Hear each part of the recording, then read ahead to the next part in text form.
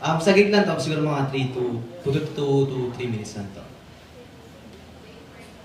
Minsan, nagkita tayo sa dating tagpuan, sa ilalim ng karagatan ng mga bituin. Ramdam mo sa ating likuran, tangkumot ang ulap na sumasayaw sa hangin, ang pulso ng mga damdamin.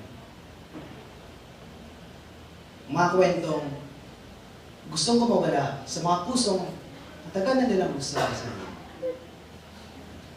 Nung gabing yun, walang kibo ang mga kuliglig. Tumigil sa pagkumpas ang mga sanga. Pinatahimik ko ang buong kalawakan para makinig sa iyo at noon. Nakilala kita. Kinuwento mo sa akin ang mga sikreto ng iyong nakaraan. Sinagot ang mga paano, kailan, mga sino, at saan ang mga pinakamasaya at pinakamalulungkot mong karanasan, hindi ko makakalimutan ng gabing yun. Nang pinatong mo ang iyong daliri sa mga labi mong nagkukulay ube na sa lamig, at sa sandaling bumukas ang iyong bibig, nagmistulang entablado ang hinihiga ang saing, nagsimula kang umawit.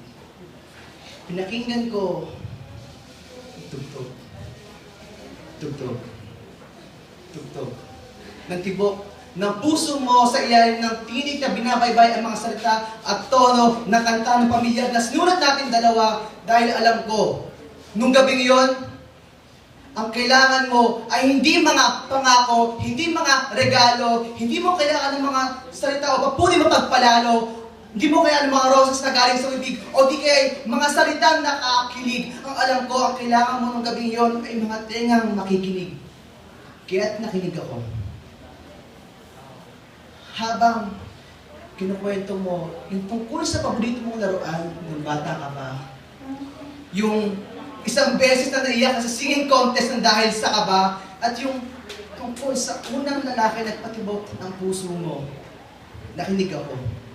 Nakinig ako kasi mahal kita. Kung di mo ito narinig, nung unang beses nagpakilala ko sa iyo, inuulit ko sa iyo ito ngayon, mahal kita. Hindi ito yung mahal kita na maririnig mo sa mundo, ito yung mahal kita na pinakatotoo ang mahal kita na makikinig sa'yo. Kaya ikwento mo sa akin ngayon kung paano mo natuklasan ng pag-ibig at ikukwento ko sa iyo kung paano ko ito nilikha. Ikwento mo sa akin kung paano kanya sinaktan. Ikukwento ko sa iyo kung paano nila ako pinahiya, kung paano nila ako binugbog, kung paano nila ako pinako, at kung paano ako pumayag alang-alang sa pangako. Ipaalala mo sa akin kung ilang beses kang naligawan. Papaalala ko sa iyo kung ilang beses kitang hinanap. Ipaalala mo sa akin kung ilang beses kang nabigo. At ipapaalala ko sa iyo kung ilang beses kitang niyakap. Ipakita mo na handa ka na magtiwala, handa ka na magmahal. At papakita ko sa iyo kung paano magdasal, huwag ka matakot magkwento.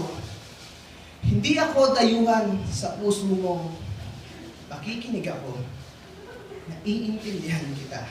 Dahil alam ko rin ang pakiramdam ng hindi pinakinggan.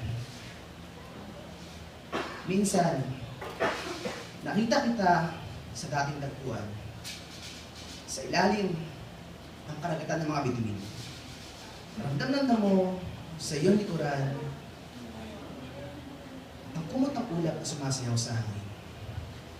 Pulso ng mga damdamin. Mga kwentong gustong kumawala sa mga pusong matagal na nilang gustong lisanin. Pero nung gabing yun, galit na galit ang mga kuliglig. Walang tigil sa pagkumpas ang mga sanga. Nag-iingay ang buong kalawakan para sa iyo at noon. Iyakap kita. Niyakap kita, pero di na ako naramdaman ng manhid mong katawan. Sinabi ko sa iyo, mahal kita, pero di mo ako pinakinggan. Ang pinakinggan mo ay ang mundo na nagsasabing, handa ka na magmahal kung handa ka na masaktan. Pero lagi mo sanang tatandaan na hindi lahat ng sugatan ay tama ang pinaglaban. Ngayon, may nangyaring revolusyon sa puso mo. Kwento mo sa akin, makikinig ako. Ano ba?